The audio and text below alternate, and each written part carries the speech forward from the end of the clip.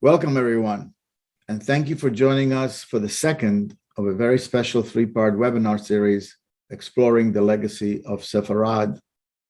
My name is Michael Steinberger, and I am founder and CEO of Jewish Heritage Alliance, a platform dedicated to promoting the story of Sefarad. Before we get started, it is important to mention that these three-part series were designed to bring attention to the history, memory, and legacy of Sefarad, and all three webinars are available for viewing upon completion. Jewish diaspora is a complex, integral part of Jewish history whose origins are found in the Bible. But as you will learn here today, the diaspora of Sefarad, the Jews of the Iberian Peninsula, nowadays Spain and Portugal, stands apart. This is a story with endless twists and turns that produced wide-ranging consequences, some of which are still playing out in present day. But for all of its significance and relevance, the story of Sefarad seems to lack the attention it truly deserves. And it is for this reason that we started Jewish Heritage Alliance. Our underlying mission is to research, capture, and promote the story of Sefarad on a global scale. To accomplish this mission, we created a strategic alliance, partnering with various people, organizations, and institutions. The alliance allows us to expand our reach and broaden our scope, creating a voice of the collective as we are doing here today.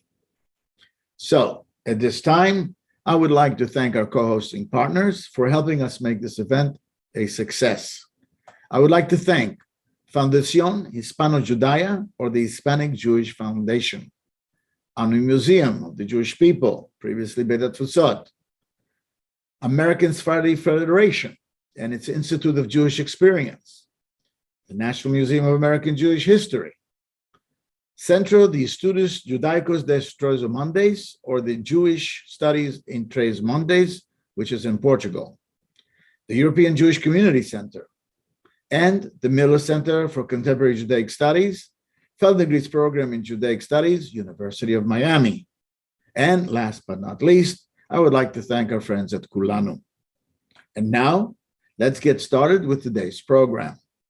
At this time, I would like to introduce Jason Guberman. Jason is a social entrepreneur who specializes in building broad coalitions and melding intellectual and technical innovation.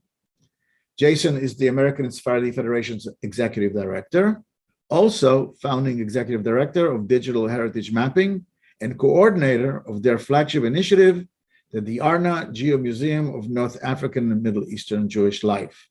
Please play the video. Buenas tardes. The American Sephardi Federation, which is based at and an integral partner of the Center for Jewish History, is honored to join many friends and notable partners in the Jewish Heritage Alliance in presenting today's program. We work with the JHA because of Michael's vision and enthusiasm for Sefarad, which, as the name of this series suggests, is a largely untold story that has indeed changed the world. Today's topic is especially relevant given the ASF's Spain Promises campaign, highlighting the ongoing controversy over administration of the law of return. Unanimously passed in 2015, this was a remarkable gesture by Spain after centuries of attempting to eliminate Jews and extinguish the Jewish spirit, but one which has not been able to overcome the prejudices born of the original Spanish sin, the racist doctrine of limpieza de sangre, the cleanliness of blood, which has justified so much bloodshed from the Reconquista to the Third Reich. As Professor Jane Gerber, a distinguished member of the ASF's Board of Directors, has written, Spanish Jews in the 1390s included those who openly continued to practice Judaism, those who had become conversos and remained so, and those who privately renounced their forced baptisms, secretly maintaining their adherence to Judaism. Regardless of their confessions, all, according to Professor Gerber, were seen by their fellow Spaniards as Jews, subject to discriminatory laws and periodic persecutions. Hundreds of thousands of Jews were murdered, converted to Catholicism, or fled Spain, according to Professor Roger Martinez Davila in the introduction to the New Mexico History Museum's Fractured Faiths exhibit, adding how, in 1478, Catholic Spain established the Inquisition to punish conversos who practiced Judaism in secret. The Inquisition then both pre- and post-dates the Alhambra Decree or Edict of Expulsion, continuing for hundreds of years after 31 July 1492, the date of no return. 529 years later, it is easy to forget the insidiously bureaucratic nature of this evil institution. The depravity was in the details, not merely discrimination, but denunciations leading to death. There are centuries' worth of documents from Spain and its colonial conquests attesting to Spain's relentless persecution of descendants of Inquisition survivors, who were tortured and murdered, including at autos de fe, which not always, but infamously featured the public immolation of victims. In the memorable phrase of Mel Brooks, the auto de fe is what you oughtn't to do, but do anyway. And so it is today that we try to understand and undo the enduring affliction of the Inquisition, to bring all Jews together, and reconnect with those descendants of Inquisition survivors whose ancestors so valiantly preserved even the faintest connection to their Sephardic Jewish heritage against unimaginable odds. Thank you again, Michael. I will now hand the program over to Dr. Isaac Amon and look forward to hearing El Fado, the Israeli-Portuguese ensemble, who will be our special musical guest. Thank you, Jason, for your opening remarks and for sharing with us the important work of American Sephardic Federation regarding the challenges or the broken promises, if you will, posed by the current revised law return originally offered by the Spain government. Having modified that offer recently, in effect, they reversed the promises and commitments made by the previous government. So thank you for sharing that with us. And now I have the honor to introduce today's main speaker and presenter, Dr. Isaac Amon. Dr. Amon is Jewish Heritage Alliance Director of Research and Project Development and is uniquely qualified to deliver our Sefarad, the Untold Story That Changed the World series. Isaac is an attorney and counselor at law. He graduated summa cum laude with the highest honors in history for his thesis on the Spanish Inquisition. He was awarded a Digan Lagumsky Fellowship and worked at the International Criminal Tribunal for the former Yugoslavia in The Hague, where he met with Benjamin Franz, the last living Nuremberg prosecutor. He has visited execution sites and torture chambers of the Inquisition, as well as Nazi death camps. At the onset of the global pandemic, he was in the Iberian Peninsula researching the Iberian Inquisition. Take it away, Isaac. Thank you very much, Michael and Jason, for the warm introduction, to the JHA team and to our co-hosting partners for making this series possible. Ladies and gentlemen, welcome wherever you may be around the globe. Good morning, good afternoon, good evening. This is the second of a three-part series on Sefarad, the untold story that changed the world.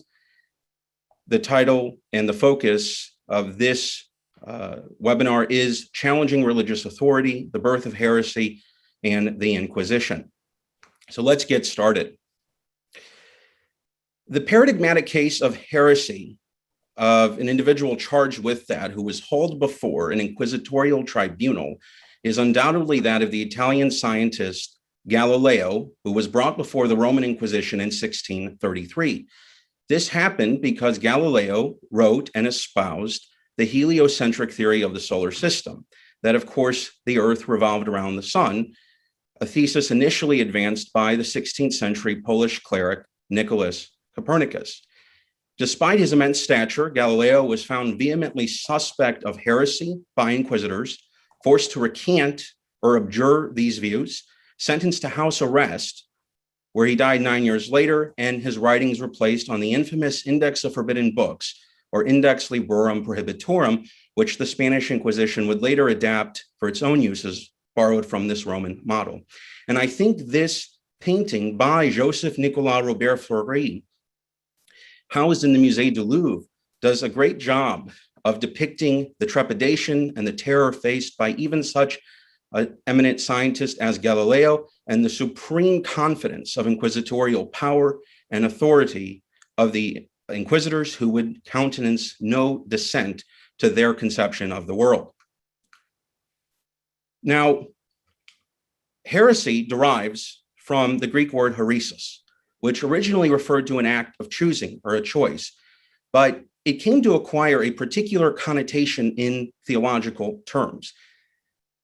It's important to note at the outset that a belief or an idea is not heretical in a vacuum. Neither is orthodoxy. In other words, heresy comes to exist when those in authority declare its existence.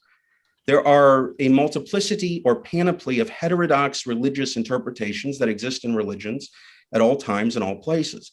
But when a certain idea is canonized or enshrined as official dogma, competing conceptions, once viewed as legitimate, if they are threatening enough to the perceived unity of society, become stigmatized as heresy and need to be dealt with, if not outright extirpated.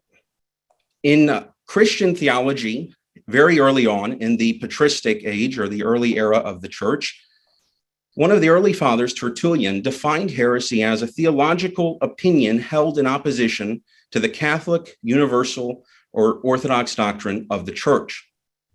And throughout the first few centuries of the Common Era, in a period known as late antiquity, non-Christians, principally Jews and pagans, were targeted as well. They were subjected to persecution and discriminatory measures and effectively forced to integrate into Christian society. In a sense, if they remained outside of it, they became stigmatized or outlawed in the world of Christendom.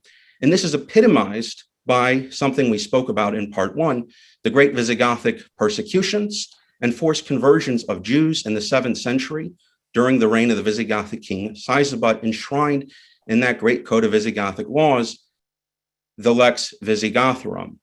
And so by the end of this period of late antiquity, certainly by the 7th century, in the time of the Visigoths, Jews were persecuted, and heresy, a spiritual offense, became equated with treason, a political and temporal crime whose punishment was death.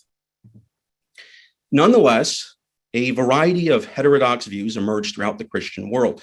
And we really see, however, the beginnings of what the historian R.I. Moore referred to as the formation of a persecuting society throughout Europe in the 11th and 12th centuries. The world was changing. Urbanization occurred. We see the emergence of towns and cities, the development of trading networks, and the emergence of great universities in Western Europe. The Catholic Church was centralizing power. The Pope, or the Bishop of Rome, as he is known, did not retain primacy over all other bishops as he does today. And this period was also marked by the Crusades, when Christians throughout Europe were promised remission of sin and immediate entry into paradise if they took up arms and fought the infidel, the Saracen or the Muslim, who was then in control of the Holy Land.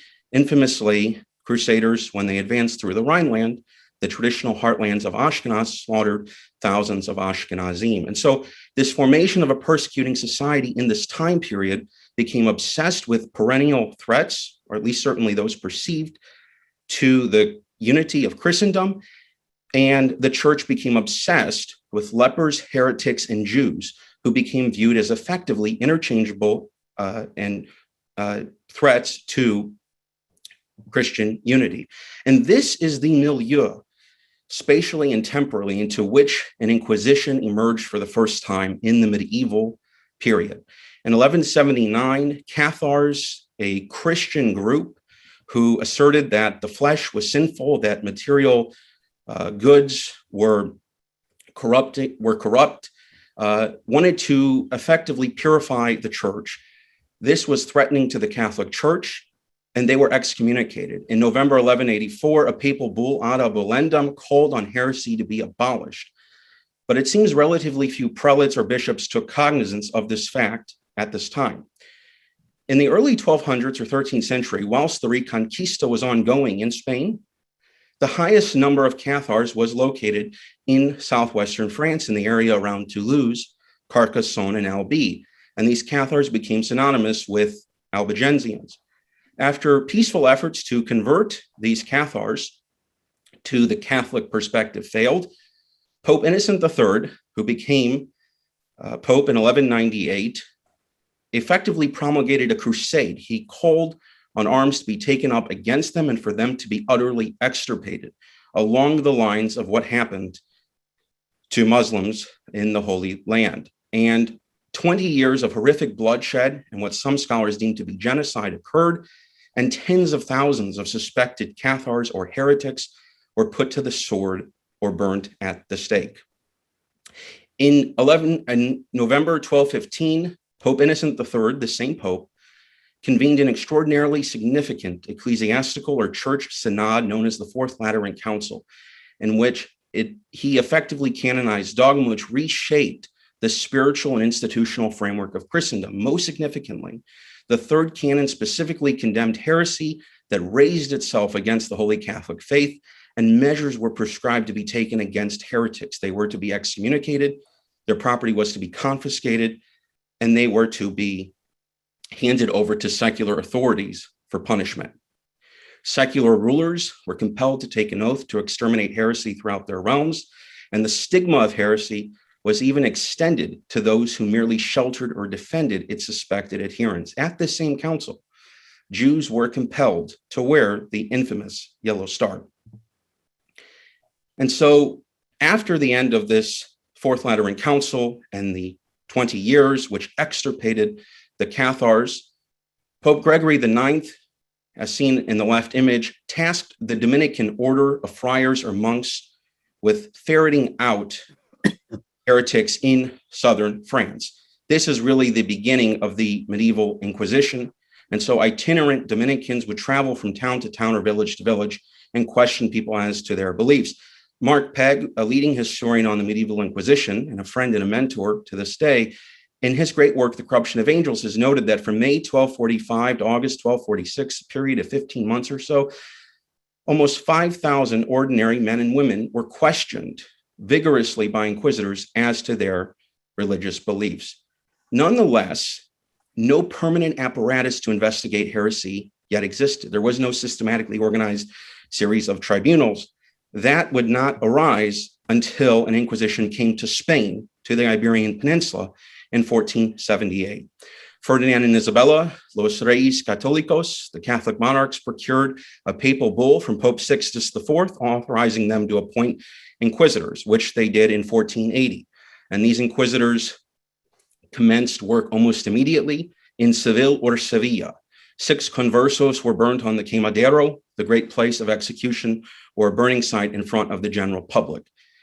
And it's estimated that over the first decade of the Inquisition's existence, as contemporary chroniclers note, 700 conversos were burnt in Andalusia, and 5,000 had their goods or property confiscated.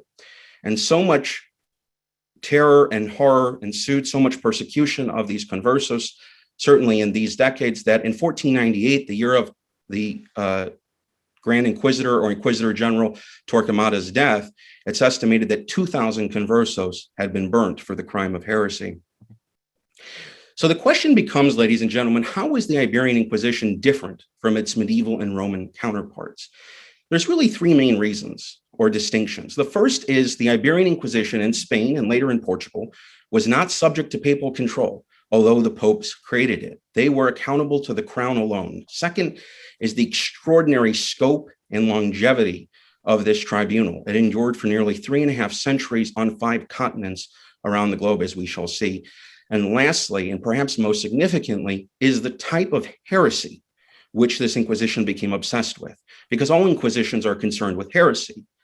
But Iberia became obsessed with ferreting out Crypto-Judaism or Judaizers. And the trial records, certainly in Spain, bear this singular focus out. Up to 1505, 99.3% of suspects at the Tribunal of Barcelona were conversos of Jewish origin. Likewise, as late as 1530, at the Tribunal of Valencia, 91.6% of all suspects arraigned on charges of heresy were of Jewish origin. We now have to go into procedure because the inquisitors had to find a way to ferret out heretics. And so they really built on the medieval model, but added some changes. And so we will proceed from left to right. There's effectively 15 steps or so. Inquisitors would arrive in a town and preach a sermon or homily on the evils of heresy. Attendance was compelled because absence was construed as an admission of guilt. They would then offer an edict or a period of grace, giving people a couple weeks to a couple months to come forth and confess their errors or their heresies, ask for absolution and reconciliation to the church. Self-incrimination alone, however, was not sufficient. It had to include incrimination or denunciation of others. It had to include the names of one's accomplices. And so after 1500, this time period to come forth and confess, this edict of grace became transformed into an edict of faith, which actually listed in detail the perceived heresies of followers of the law of Moses. And so famously, the signs to watch for would be people who lit candles on Friday nights, people who did not eat pork, ate meat during Lent, changed linen on Saturdays for the Jewish Sabbath or Shabbat, people who averted their eyes when they entered church so as not to look at the crucifix, so on and so forth.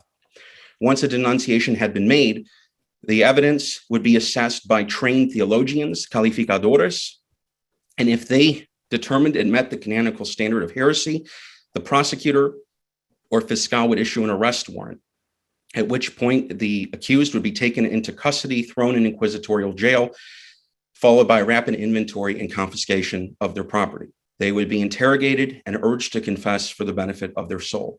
And if they were not forthcoming in a confession, if they remained obstinate or contumacious, they could be subjected to torture. The three main sentences were the accused could be acquitted, which virtually never happened. They could be, in those extreme cases of no confession, relaxed, which is a euphemism for being handed over to the secular authority to be burnt at the stake. Though if individuals relented at the last minute and confessed and threw themselves upon the mercy of the church, they would mercifully be strangled before their bodies would be thrown on the pyres. And by far the most common sentence would be those who were reconciled to the church after undergoing some form of penance, such as being exiled, going on pilgrimage, having goods permanently confiscated, service on galleys, lashes or whippings, and serving a term of years to life in prison. All heretics, however, were compelled to wear the San Benito, a penitential garment or robe worn over the outer clothing, which depicted their name, social status, and crime, in this case, heresy. And if an individual would be relaxed and burnt as a heretic, as an unrepentant or impenitent heretic, there would be flames on the back of the San Benito, making it readily apparent to everyone that was their final destination. Even after death, this humiliation did not stop, for the San Benito would be hung up in the local parish church, thus transferring the infamy of heresy from one generation to the next, attainting all future generations, and making Iberian society truly one unable to ever forget. And this extraordinarily systematically organized procedures culminated in the great auto de fe, or act of faith. Could be private or public processions of penitence, prayers, and sermons. It is at this point that the condemned would learn what their sentence was. And in effect, it became a day of judgment for them. And so in popular consciousness, the auto de fe, certainly on this level, the grand auto de fe, which occurred in the Plaza Mayor of Madrid in 1680, as masterfully depicted by Francisco Rizzi, which is housed in the Prado Museum, is what people think of. I know it's a lot going on in this image, and the figures are small, but if you bear with me, as you can see, the king, Carlos II, his wife, Maria Louise, and his mother, Mariana of Austria, are in the back in the central balcony. Nearby on all these balconies, on the apartments in the Plaza Mayor, are high-ranking dignitaries and nobles of the royal court. In these stands on either side are public officials, ecclesiastical and secular authorities, and even the family members of the condemned, because once the accused was brought forth, the family members would be suspected of having heretical proclivities. And perhaps most importantly, in the center of the image, you can see in the bottom level, faceless forms. The common people or masses were on the ground floor of the Plaza Mayor. A second story or floor had to be installed. And the two individuals here in the dock are the condemned, the accused. They are wearing the San Benitos, in this case with the flames. They are going to be burnt at the stake. And they're also wearing these conical hats or dunce's caps known as carrozas, a further effort to humiliate and degrade them in the eyes of the public. And so at this grand auto de fe, a number of people were reconciled or relaxed, burnt in person or effigy. If an individual was not in the physical custody of the Inquisition, but had been condemned as a heretic in absentia, they would be burnt in effigy. And so over time, the frequency of an auto de fe declined. And so certainly by this time period, the mid to late 17th century, it had become certainly on this scale, virtually once in a lifetime spectacle. And so correspondingly, the symbolism greatly increased. Certainly one, though graced by the presence of royalty, would not be seen again, for this auto de fe of 1680 was the last one attended by a Spanish monarch. Now, the confession was crucial to atone for the sin or crime of heresy. And so long-standing procedural safeguards were abandoned to obtain it. It became known as the Queen of Proofs, the Regina Probatianum. A person would be presumed to be guilty upon arrest. Proceedings were infamously kept secret. The prisoner was not informed of the charges or evidence against them. They were not permitted to know the identity of accusers or witnesses. So accusers remained anonymous, and all testimony, even from slaves, children, or convicts, was deemed to be acceptable. Even hearsay was, faute de mieux, meaning in the absence of anything else, hearsay was better than nothing. Confessions, even those retracted, could be accepted by majority vote. And although defense counsel or advocates were appointed in the Iberian Inquisition, the role of this advocate was not to zealously defend the accused. It was to urge them to confess. They effectively acted as an agent of the tribunal. And as aforementioned, one of the greatest differences with the medieval and Roman models is that there was no recourse to a court of appeal, including the Holy See. No one could appeal to the Pope for redress of grievances. And instruments of torture were utilized, if necessary, to induce that crucial confession of heresy. Infamous methods utilized by the Iberian Inquisition were the garrucha or strappado, a pulley-based system. As you can see, the individual would have his hands tied behind his back and hoisted up. If they persisted in refusing to answer questions, heavy weights could be attached to the bottom of their feet and repeatedly lifted up and brought down, which eventually could dislocate or break bones. Toca, or water torture, or perhaps in modern parlance, waterboarding. An individual would be strapped to a board, forcibly held down, and jars of water would be poured into his throat, simulating drowning. And lastly, and the most frequently utilized, it appears in the trial records, that of the potro or the rack. An individual would be strapped to this device, ropes tied rather tautly around his limbs, which would be attached to a lever, and an individual operating it could generate enough force with the strength and pressure of the rope to eventually shear through flesh, veins, muscles, sinews, and eventually crush the bones themselves. Now, from a statistical perspective, it was infrequent, certainly less than popular consciousness assumes. As you can see in Andalusia over the decades, however, it increased. And this is most likely due to the fact that over the centuries, as perceived heretics, especially crypto-Jews, learned about the horrors and the inquisitorial techniques of the Inquisition, they grew increasingly more adept at evading inquisitorial surveillance. So more torture was needed to extract the confession for this crucial crime of heresy.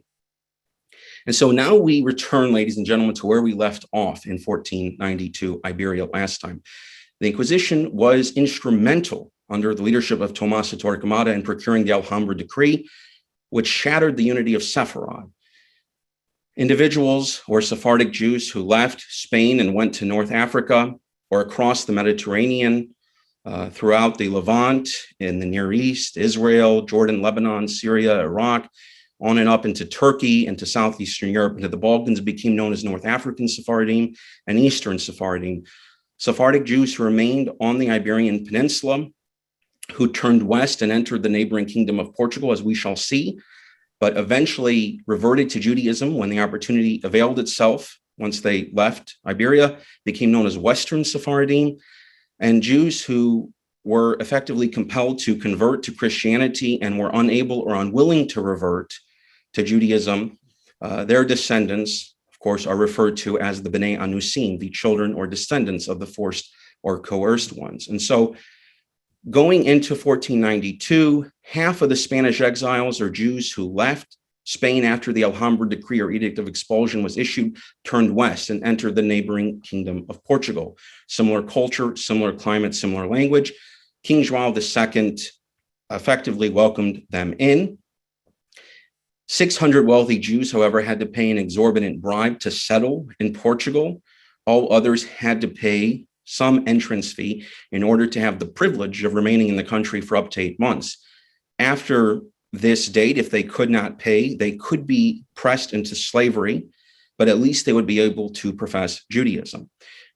The historian Maria Ferro Tavares has estimated, as an aside, that the native Jewish population of Portugal in 1492 was 30,000. And so João II did press the Jews after that 8-month period elapsed into slavery. And in a further act of cruelty, he abducted about 2,000 Jewish children or so and exiled them to the Portuguese island of São Tomé off the coast of West Africa in an attempt to compel their parents to convert to Christianity. João died in 1495, and his successor, Manuel I, appeared benevolent. He freed the Jews who had been pressed into slavery, but he sought to wed the Infanta Isabella, the daughter of Ferdinand and Isabella. And as a precondition of the marital union, they mandated that Manuel issue his own edict of expulsion. Reluctantly, it appears he did this. In December of 1496, he ordered all professing Jews, Spanish refugees, and native Portuguese Jews alike to convert to Catholicism or leave the Portuguese dominions by October of 1497. He then alternated between carrot and stick, beginning with the stick in March of 1497. He ordered all Jewish children under the age of 14 to be forcibly baptized, hoping that their parents would follow suit. And then the carrot came in May of 1497, when he gave effectively a 20-year grace period for Jews to convert, to become new Christians or Christaus Novos. He forbade any inquiry, any inquisition, so to speak, into their religious beliefs and actions. But neither carrot nor stick seemed to work. And it's estimated that 20,000 Jews or so wished to depart Portugal as they had Spain 5 years earlier.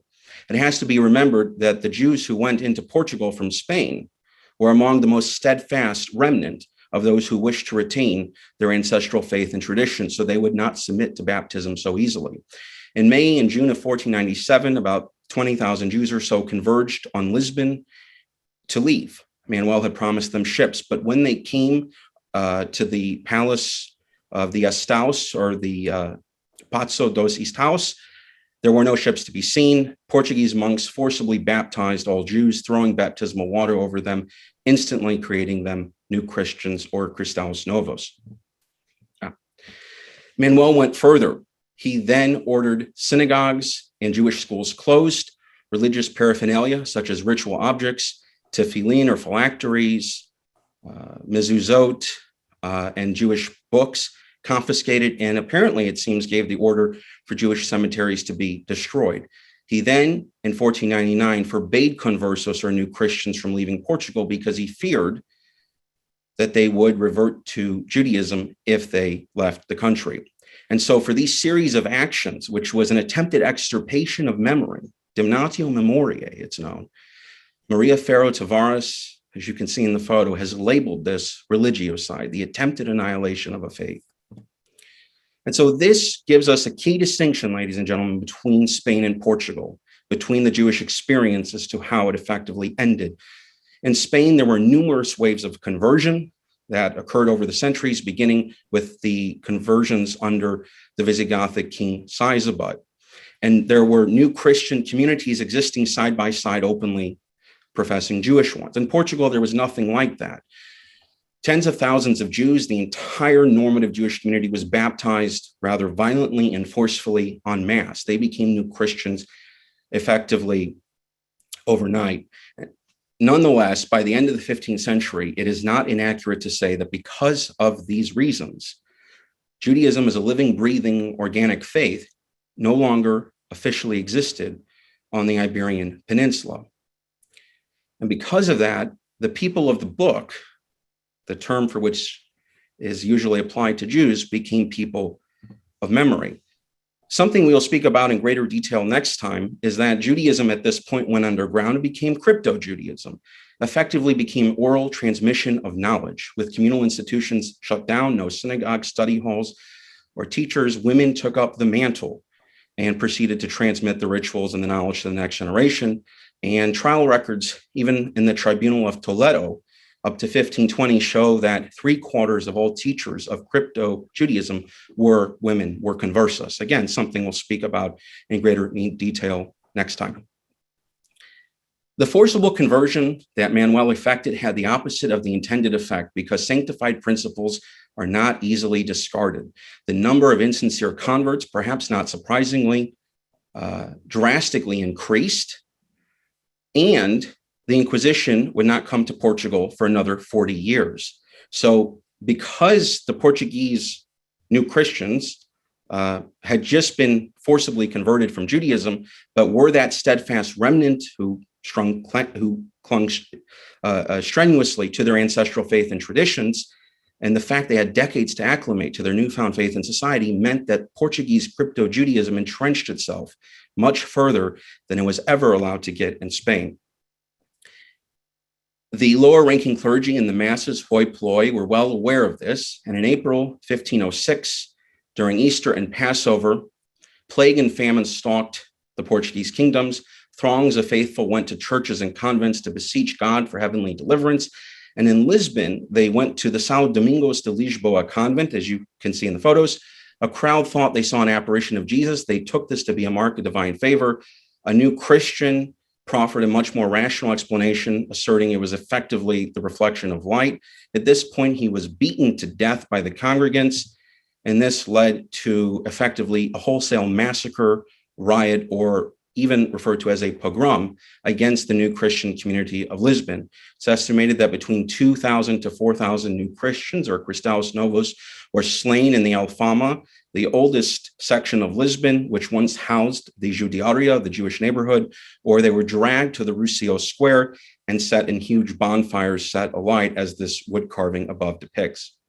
In a great book, although it's historical fiction, which vividly depicts the events of these few days, is The Last Cabalist of Lisbon by Richard Zimler. Apparently stung by pangs of conscience, Manuel lifted the prohibition on new Christians leaving Portugal in 1507.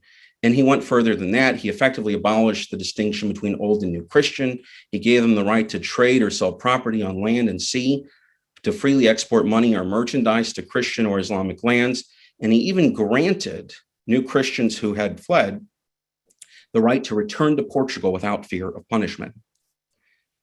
He then in 1512 extended that 20-year period of grace or so by around another 20 years or so. However, Manuel died in 1521, and he was succeeded by his son, João III, as seen on the right. João was much more amenable to ecclesiastical influence and popular pressure, and he finally procured a papal bull from Pope Paul III, as seen on the left, authorizing the establishment of an Inquisition in Portugal in 1536. The first auto de fe occurred in 1540, and although new Christians mounted a spirited defense or attack on the Inquisition and attempted to halt its introduction, they were ultimately not successful.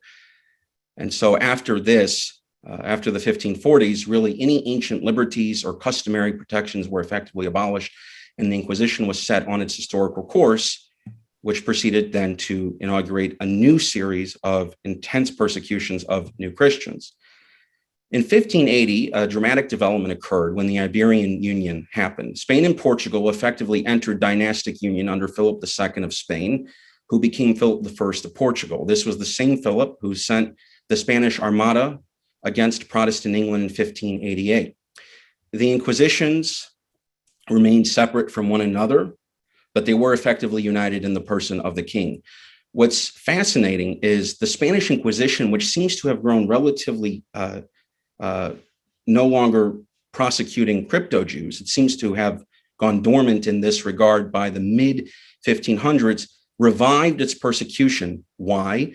Because when Spain and Portugal unified in this union, the borders opened and thousands of Portuguese new Christians crossed the border into Castile and eventually onto Europe and around the world. And so trial records from the Spanish Inquisition show this revived persecution of Judaizers or crypto-Jews. And fascinatingly, most of the accused were Portuguese new Christians. And so the Inquisition, in a sense, defeated its purpose. The persecutions perpetuated Jewish identity. It expelled Judaism certainly as a living faith, but not the Jews. And so as Dalia Candioti in her book, The Converse Was Returned, notes, drawing on Jean-Paul Sartre's argument that it's anti-Semitism that creates the Jew, Solange Albero has asserted that the Inquisition created crypto-Jews through constantly reminding them of their Jewish heritage. Likewise, Toby Green in his work, Inquisition, The Reign of Fear, says, far from eradicating heresy, Inquisitional persecution played a key role in creating it, maintaining it, and really ensured that conversos, or new Christians, became much more attached to Judaism than they otherwise would have been. And it was the shared experience of inquisitional persecution which made these Portuguese new Christians feel as part of a single group. And they became known as men of the nation, La Nación, or Homens do Nosso. In fact, so many Portuguese new Christians left Portugal to fan out across Europe and eventually to the New World, something we will speak about in greater detail next time, that the very term Portuguese became synonymous with crypto-Jew or Judaizer. And one of the most extraordinary developments in history, the Portuguese new Christians who went to many of these great cities of Europe and to southern France and to the Italian city-states, Venice, Ferrara, Leghorn, or Livorno, and on and up to the Protestant-ruled cities of Hamburg, Amsterdam, and London, reverted to Judaism and founded Spanish and Portuguese synagogues and communities, becoming the Western Sefaradim. And it's fascinating that it was Portuguese new Christians who restored and effectively resurrected a Jewish presence in great parts of Europe, centuries after massacres, expulsions, and conversions had occurred. Now, while Portuguese new Christians fled around the globe seeking refuge and respite from the Inquisition, it wasn't long before the Inquisition circled the globe looking for them. And they proceeded to establish branches or subsidiary versions of themselves in their overseas colonies, particularly in the New World. Spain established tribunals in Mexico City, which effectively governed Mexico, New Mexico, the future United States, Panama, and even the Philippines across the Pacific Ocean. They established a tribunal in Lima, which governed Spanish South America until 1610, when one came to be established in Cartagena in Colombia, which oversaw Colombia, Venezuela, and the Caribbean. The Portuguese established a rather infamous tribunal at Goa in India to oversee its colonial possessions in Africa and Asia. And the Portuguese empowered the bishop in Bahia, then serving as the capital of Portuguese Brazil, to identify and extradite suspected heretics, especially crypto-Jews, back to Lisbon to stand trial. So Portugal maintained direct inquisitorial control over Brazil. Looking at each of these inquisitions briefly in turn, in Goa, the Portuguese conquered the city in 1510 under Afonso de Albuquerque. And after this happened, after Manuel had lifted that prohibition on new Christians emigrating, many new Christians flocked to Goa. It was halfway around the world from Portugal. They were able to join well-settled and established Jewish communities and engage in international trade. And so many crypto-Jews were openly professing Judaism that in 1546, the Jesuit missionary Francis Xavier came and was shocked to see this phenomenon. He then wrote a letter to the Portuguese King João III asking him to establish an inquisition in Goa. That came in 1560, and it proceeded to extirpate not only crypto-Jews, but perceived heretics from a number of religions: Jews, Hindus, Muslims, Buddhists, and Christians.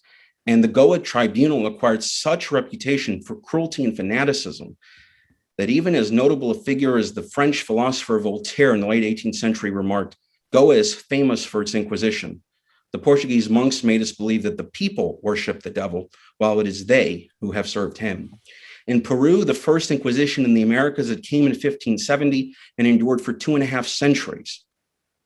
And the zenith of its persecution, however, came in the 1630s when a great influx of Portuguese entered Peru. As Don Leon de Alcayaga, a contemporary, noted, as you can see in the Spanish, de 6 a 8 años a este parte, es muy grande la cantidad de portuguesas que ha entrado en este reino del Perú, donde antes había muchos. Or in English, for the past 6 to 8 years, a great number of Portuguese, which again is synonymous with crypto-Jew or Judaizer, have entered the kingdom of Peru, and there were a great number already there. This culminated in the Great Conspiracy of 1635, La Gran Complicidad. Scores of individuals were convicted of Judaizing. Over 80 people were punished in some form, having to undergo some type of penance in the auto de fe of 1639, and 12 people, it seems, were burnt at the stake. Famously among them, Manuel Bautista Perez, a merchant and the wealthiest man in Peru, and Francisco Maldonado de Silva, a Jewish physician who had been imprisoned by the Inquisition for over a decade. Facing the flames, he famously declared, "This is the doing of the God of Israel, so that I may now look upon him face to face." And De Silva's life's actually been written about by this author, Marcos Aguinas, in his work Against the Inquisition, or in Spanish, La Gesta del Marrano. The Mexican Inquisition came in 1571, but the largest auto de fe, or act of faith, ever staged in New Spain, or Nueva España, occurred in 1649. Over 100 heretics were accused of practicing Crypto-Judaism. 14 people were relaxed or burnt. And 57 people who died had their bones exhumed to show that even in death, one could not escape the reach of inquisitors. Perhaps the most famous martyr at this execution after the auto de fe occurred was Tomas Trevino de Sobremonte. He refused to recant, he refused to accept the mercy of the church, and he resolved to die in the law of Moses, and so he was burnt alive at the stake. He was later eulogized as a martyr for the Jewish faith. And we know that people came from over 50 miles to witness this auto de fe because, again, by this time period, the mid-17th century, it had become once in a lifetime spectacle. Today, the Palace of the Inquisition, as you can see in the photo, is on the campus of a university, UNAM, Universidad Nacional Autónoma de Mexico, and it houses the Museum of Mexican Medicine. And this plaque, of course, marks the quemadero, the great place of execution or burnings. The most famous story associated with the annals of the Mexican Inquisition, however, was that of the de Carvajal or de Carvajal family. Luis de Carvajal the Elder was appointed the governor of the province of Nuevo León by Philip II of Spain. He invited his relatives to join him, many of whom were crypto-Jews. It seems led by his nephew, El Mozo the Younger. In 1589, the family was denounced, arrested, and subjected to brutal torture. And Luis de Carvajal the Younger, it seems under torture, named a number of accomplices. He nonetheless was able to write a detailed autobiography seen on the left. We only know about it because it was smuggled out of inquisitorial jail. It gives great insight into his beliefs and into life at that time. And in 1596, El Mozo the Younger, his three sisters, and his mother were burnt at the stake in one of the great burnings in Mexico City. The most famous victim to suffer at the hands of the Portuguese tribunal was Isaac de Castro Tartas, most likely from France. He crossed the Atlantic and went to Brazil, to the Dutch occupied part, something we'll talk about next time, and then onto the Portuguese part of Brazil. He was recognized as Jewish and extradited to Lisbon.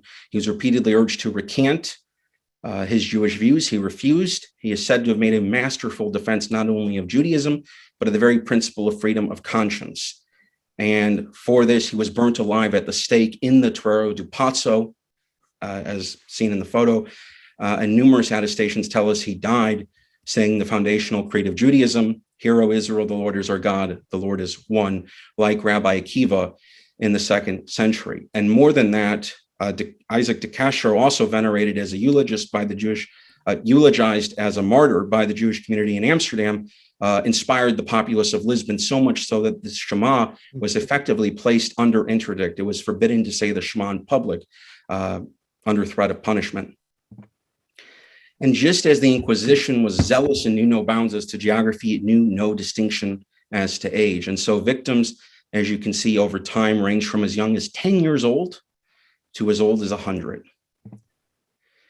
Persecution continued unabated, but in the late 18th century, the time of Voltaire, a more liberalizing and rational spirit was in the air, the so-called Age of Enlightenment, and efforts were finally made during this time of the American and French revolutions to limit inquisitorial excesses and abuses, if not to outright abolish this tribunal. And the great figure in Portugal was, of course, that of the Marques de Pombal, who effectively served as prime minister for 27 years. He led the recovery of Lisbon following a devastating earthquake in 1755, and he was a direct contemporary of the founders of the American Republic, of George Washington, Benjamin Franklin, Thomas Jefferson, James Madison, etc. And as part of the reforms that bear his name, although he could not abolish the tribunal outright, he abolished slavery, the auto de fe, and the racial purity laws, those limpieza de sangre statutes that distinguish between old and new Christian. The same time period, a contemporary, the Baron de Montesquieu, whose great work, The Spirit of Laws, L'Esprit des Lois, would go on to greatly influence the adoption and ratification of the American Constitution and Bill of Rights, noted quite presciently in a remonstrance to the inquisitors in 1748 that if anyone in times to come shall dare to assert that in the age in which we live, the people of Europe were civilized, you, meaning the inquisitors, will be cited to prove that they were barbarians, and the idea they will have of you will dishonor your age. And so the founders of the American Republic, contemporaries of Voltaire, of Montesquieu, of the Marquess de Pombal, knew that eternal vigilance is the price of liberty. And so the Constitution was ratified in 1787, and the attendant Bill of Rights was added in 1791. And even a cursory look, ladies and gentlemen, shows a number of procedural protections enshrined. It appears to thwart the establishment of any inquisition in the United States. The First Amendment guarantees freedom of conscience and religion, speech, and press. The Fifth Amendment prohibits compelled self-incrimination and a right to remain silent. The Sixth Amendment famously grants the accused the right to confront one's accusers and to know the evidence against them. And the Eighth Amendment prohibits cruel and unusual punishment. And many scholars have identified this prohibition as directly modeled on the techniques utilized by the Inquisition, the rack and the wheel, and so forth. As part of the discussions to abolish the Inquisition in the early 19th century in Portugal, a parliamentary deputy, Fernandes Thomas, demanded that the inquisitorial prisons be torn down, and on their place a stone be erected bearing the following inscription: an eternal curse on every Portuguese who shall not hold in everlasting horror this invention of hell. I don't know if such a stone was ever placed. I did not see it when I was in Lisbon, but certainly the prisons were torn down and demolished in Lisbon, which is why the National Theatre of Portugal stands on the site of the former Inquisitional headquarters at this day. Final victims of the Inquisition were the last crypto-Jew, Manuel Santiago Vivar, who faced the Inquisitors in 1818, and the very last individual who was executed on charges of heresy was the individual on the right, Cayetano Ripoll, a school teacher from Valencia, whose crime or heresy was espousing deistic principles. God did not intervene in the affairs of man, he thought. He was hanged by secular authorities at the end of July 1826. And in a twist of fate, Thomas Jefferson, the author of the American Declaration of Independence, who had also authored the Virginia Statute on Religious Freedom, the very first document in Western history granting complete freedom of conscience to everyone, regardless of faith, had died 3 weeks earlier. Jefferson did not live to see the end of the Inquisition. And so the Portuguese Inquisition was abolished by an extraordinary constituent assembly in March 1821, and the Spanish Inquisition came to an end by royal edict in July of 1834, abolished by Maria Cristina of the Two Sicilies, a widow of Ferdinand VII and regent for the future Queen Isabella II. And thus it can be said that the Iberian Inquisition began and ended with Ferdinand and Isabella. This is, of course, yours truly in front of a relatively nondescript and ordinary looking building in Madrid. If you can see the plaque, this marks the location of the Supreme Council, the Consejo Supremo, for the last 4 decades of the Inquisition's existence. How many sentences came forth condemning people for supposed heretical beliefs? This is the Plaza Mayor, the location of the Grand Auto da Fe of 1680, as masterfully painted by Francisco Rizzi. As you can see, the Plaza Mayor has not changed in centuries, and many of the balconies and the apartments are still real, are still extant when you visit the Plaza Mayor. And so people come to eat and drink, and they have a good time.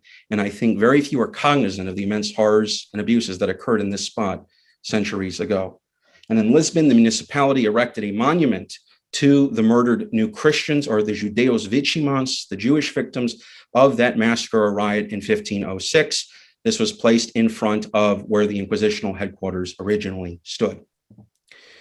And so to wrap up, ladies and gentlemen, how many people suffered at the hands of this tribunal? In a sense, it's very hard to know because not all records are extant, but we do know, particularly in Spain, that the reign of Tomás de Torquemada, the first 2 decades, really the first half century, was the most fervent period of fanatical anti-converso hatred. Valencia, it's estimated, the tribunal there executed 40% of conversos in the first 50 years. 25,000 conversos were punished by the Inquisition throughout Spain in this time period, it's estimated. And we know that from 1530 to 1700, at least 44,000 cases occurred. In Portugal, it's a bit more extant. Of course, the Inquisitional archives are in the Torre de Tumbo in Lisbon, but over the 200 years from 1536, when it was established, until 1767, the time of the Marquês de Pombal, about 40,000 cases occurred, 16,000 in Goa, that most cruel and fanatical tribunal, though records were burnt after it was abolished. 30,000 people were penanced, 1,200 people burned at the stake, and 600 in effigy. In the end, ladies and gentlemen, Francisco Bethencourt has advanced the idea that, piecing what evidence we have together, we estimate about 300,000 people stood trial before the Iberian Inquisition, the Spanish and Portuguese together, over the centuries. And if we take into account anyone who had to justify some type of religious belief, even if it was short of an official trial, the number rises to an astonishing 1.5 million. But we don't know the real number and likely never will. In some sense, however, it matters not, because we cannot compute the sum of human misery. The Iberian Inquisition was truly a global reign of terror, or an institution of persecution.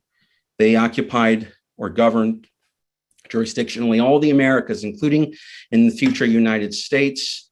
They came throughout the African continent into Sao Tome, where the Jewish children had once been exiled by João II, into Luanda and Angola, and it lapped the shores of the Indian Ocean into Mozambique, to the western coast of India, to Goa and Cochin, even into the Straits of Hormuz, to the Persian Gulf, and it came to the Far East, to Macau, Manila in the Philippines, and Malacca, by Singapore, by Indonesia. And so there are very few places where crypto-Jews could flee to find refuge and respite from the worldwide arm of the Inquisition. Moreover, the geographical and really generational scope of persecution was unprecedented. People were extradited thousands of miles across oceans to justify their religious beliefs. And this went on for nearly 3.5 centuries on 5 continents.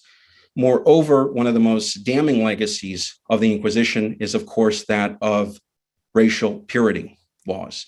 The Inquisition was pathologically obsessed with it, beginning really in the 7th century with the Lex Visigothum's racialization of religion. It achieved much greater notoriety in the time period of the Inquisition. Conversos had been targeted, as we talked about in the first part, by discrimination or discriminatory laws in Toledo in the mid-15th century. Torquemada, when he was Grand Inquisitor, forbade children and grandchildren of convicted Judaizers or Judaizantes from joining holy orders or holding public office. And after 1556, when Philip II approved purity of blood requirements, it came to permeate society. As a Portuguese maxim, really of the period, expressed it best, blood without guilt is enough, and guilt itself is in the blood. These laws were really abolished relatively recently. In Portugal, not until 1773, the time of the Marquês de Pombal, or really the American Revolution. And in Spain, they were not formally abolished until 1860, when Abraham Lincoln was elected president of the United States.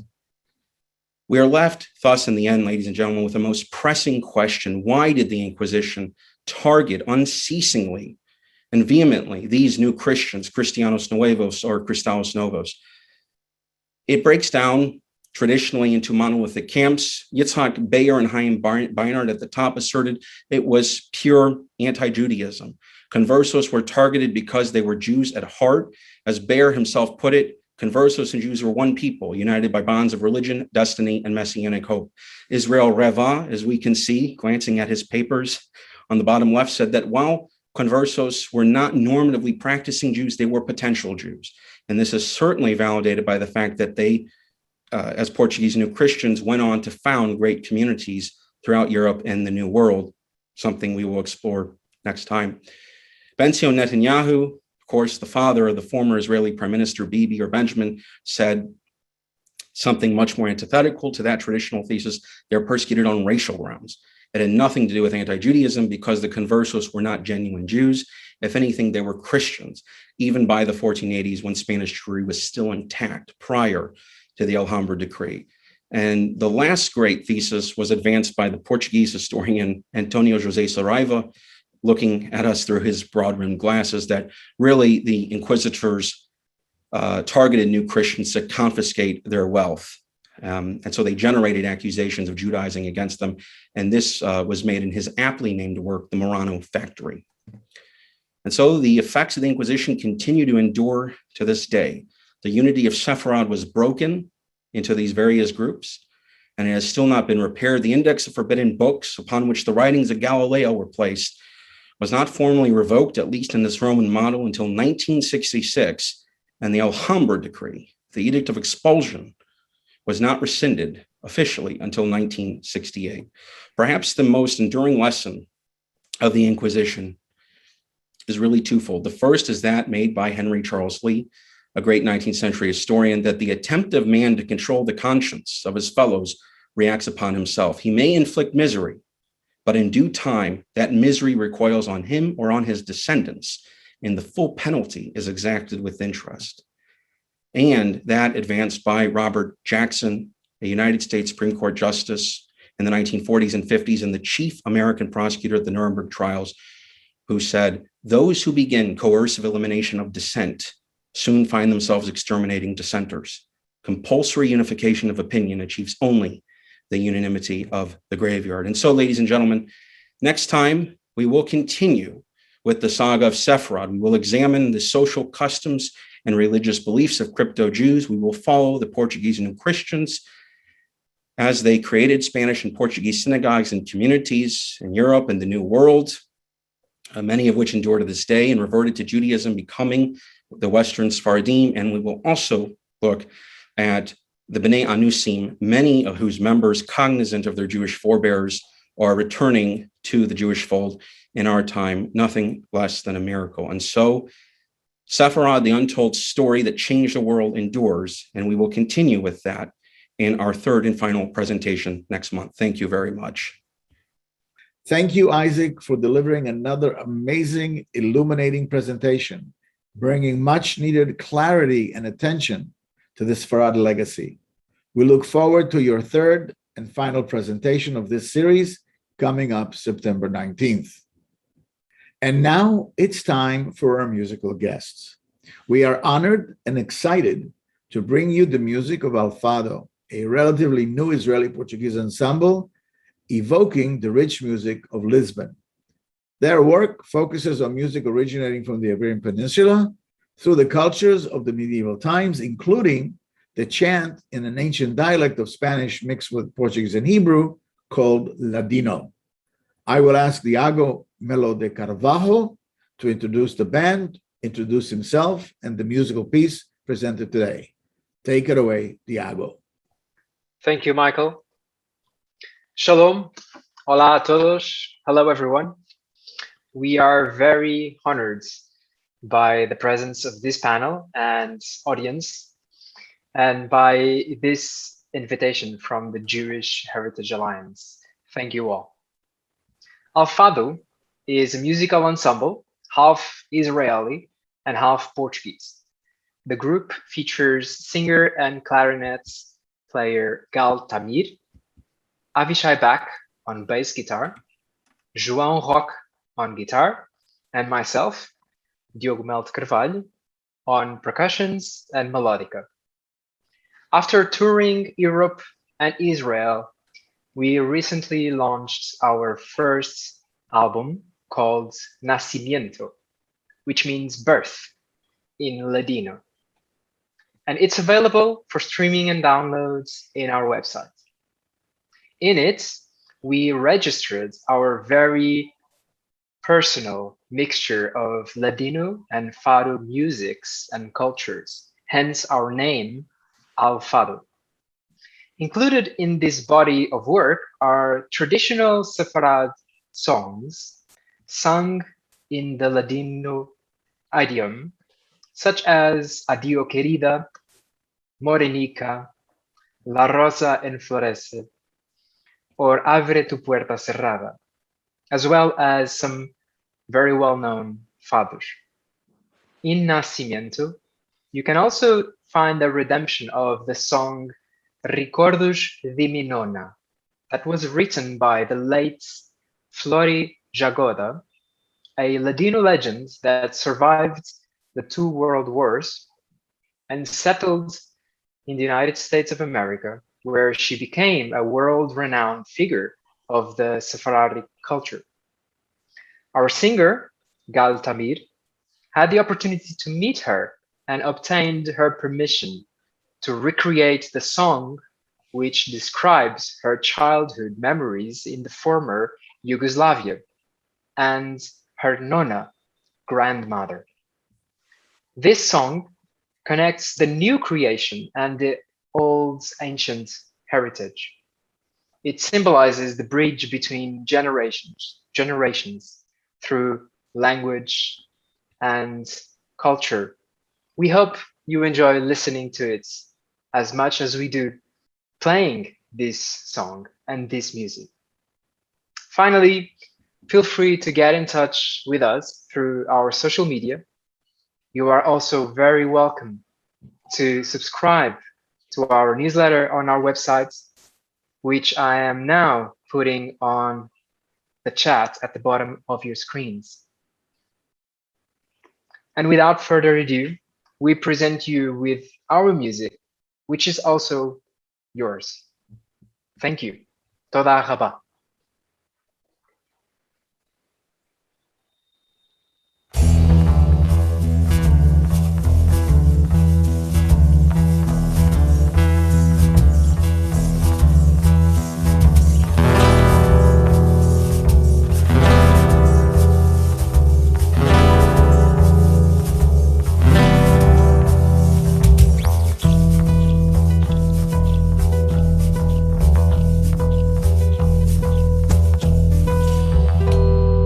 Cada noche de Shabbat mi ricordo di mi nonna con la luz de las candelas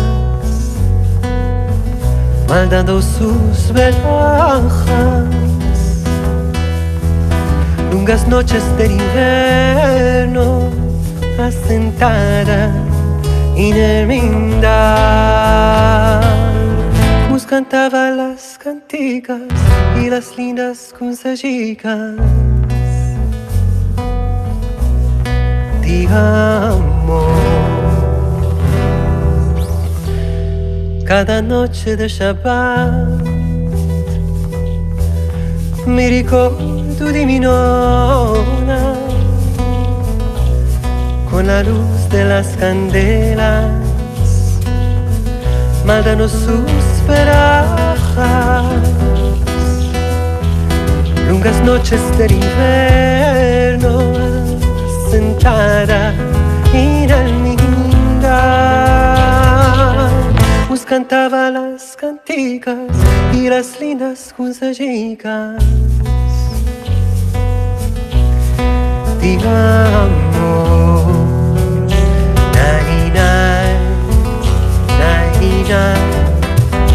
Mi dormía con su Shema, mi ricordo las cantigas y las lindas consejicas y las lindas consejicas de amor.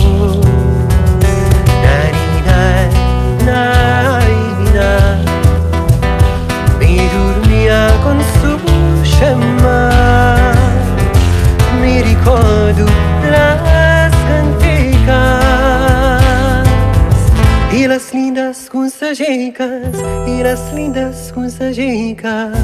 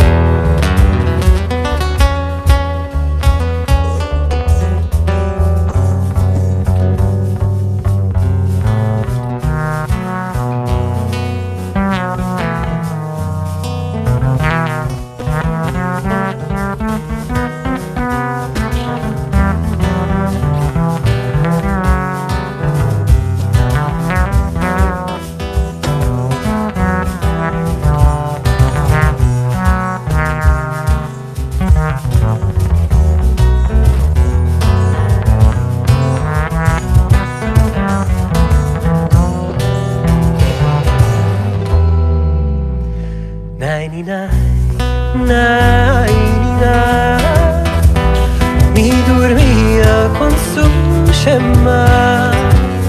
Mi ricordo las canticas y las lindas consejicas y las lindas consejicas de amor. Nai, nai, mi dormia con su chamar. Mi ricordo las antigas y las lindas consejicas y las lindas consejicas de amor.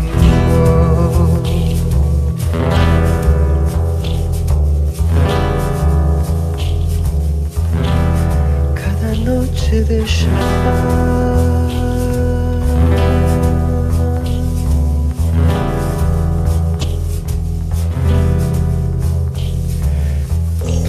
cada noche de Shabbat.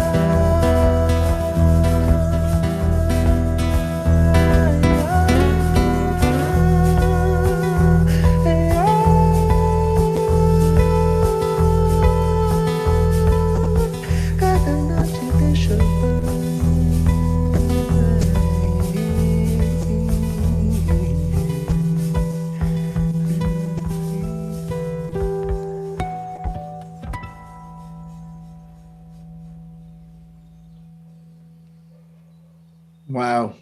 Thank you. Thank you, Diago, for that wonderful musical presentation. We look forward to future collaboration with your group and the opportunity to expand the musical expression of El Fado in upcoming online concerts. Best of luck to you and the band. We look forward to doing more things with you. It was beautiful. Thank you. Thank you very much. I would like to take this opportunity and thank our global friends and partners for their amazing support in making our work possible. Thank you all.